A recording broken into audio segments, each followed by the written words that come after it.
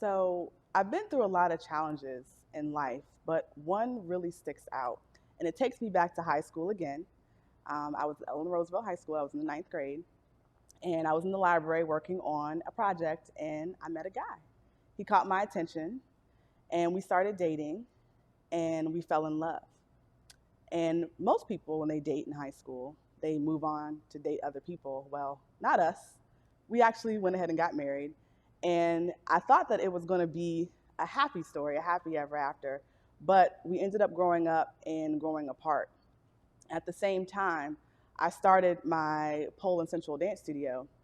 And he was not the most supportive of my goals and dreams.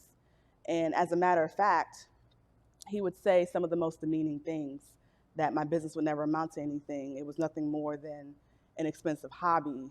I was nothing. I was a terrible wife, and on, and all the insults you could possibly imagine. And I didn't know back then, but I was experiencing mental and emotional abuse because my husband is a narcissist. And we were out at a family gathering, social gathering with friends and family, and we were there with our closest of friends and family. And he said, in a open setting, someone asked him how my business was doing, and he said, "I don't know. You'll have to ask her. Personally, I hope it burns down." And I was hurt. I was angry, embarrassed, ashamed. If I could have melted in the floor that day, that is what I would have done. But I knew I couldn't stay in that situation.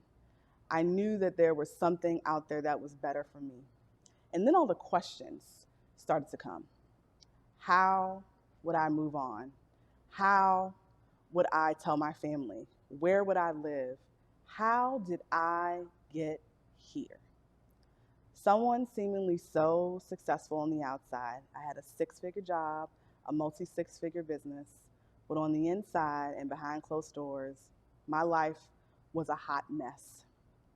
So from that point on, I reached out to my therapist and a few good friends, and they all told me the same thing. They told me that it was going to be okay, and they told me that I would be able to get through this.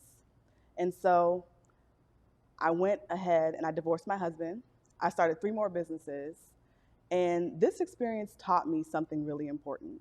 It taught me you got to live your life on your own terms, and don't ever set yourself on fire to keep someone else warm.